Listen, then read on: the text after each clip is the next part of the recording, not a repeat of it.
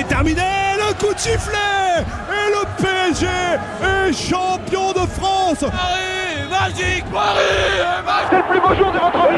Ah oui,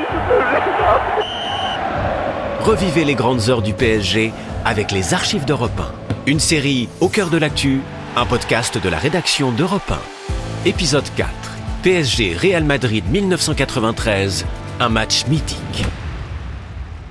C'est l'un, si ce n'est le plus bel exploit du PSG, le match retour en quart de finale de la Coupe de l'UEFA face au Real Madrid, le 18 mars 1993.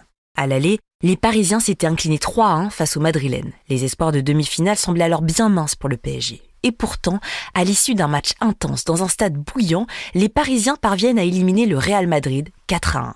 Un véritable exploit, une rencontre qui demeure mythique. Le Paris Saint-Germain est entré dans l'histoire ce soir et avec lui c'est tout le football français qui y entre aussi. Les Parisiens qui avaient 2 buts à remonter ont pressé très fort d'entrée. Après un quart d'heure de jeu, tête de Ricardo sur la transversale. Ce n'est que partie remise puisqu'à la 32e, sur un corner de Valdo, Weah ouvre la marque. 1-0, ce sera le score à la mi-temps. En deuxième période, les Parisiens, fatigués par tous les efforts fournis, vont marquer le pas. Une tête de Bravo sur la transversale, mais c'est le Real qui s'impose peu à peu au milieu du terrain. Il faut attendre la 81e minute pour qu'après une combinaison, Valdo, Weah, Bravo, Ginola, dès 20 mètres, double la mise. 2-0. 88e minute, Valdo ajoute un 3e but.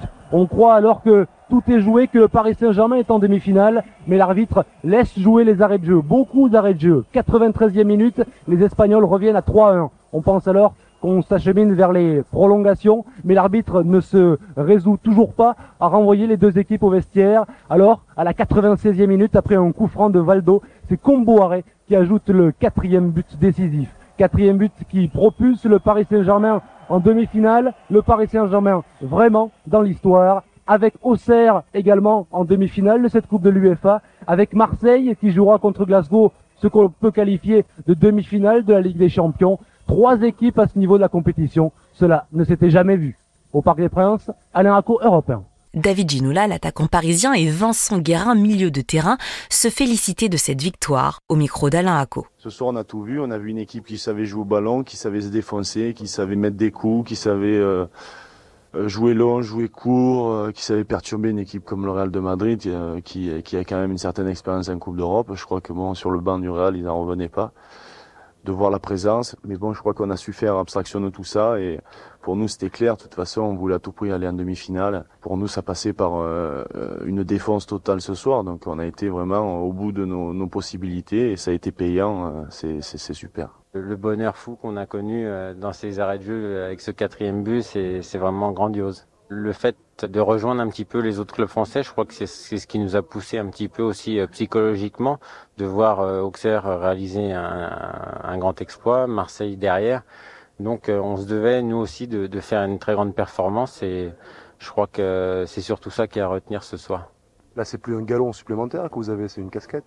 C'est sûr que ça fait une petite étoile de plus, mais on espère aller jusqu'à la grande étoile. C'est-à-dire jusqu'en finale. Maintenant, je crois que tout est permis. Il reste Auxerre, je crois Dortmund et la Juventus. Donc, je crois que vu les équipes qu'on a éliminées, tout est possible.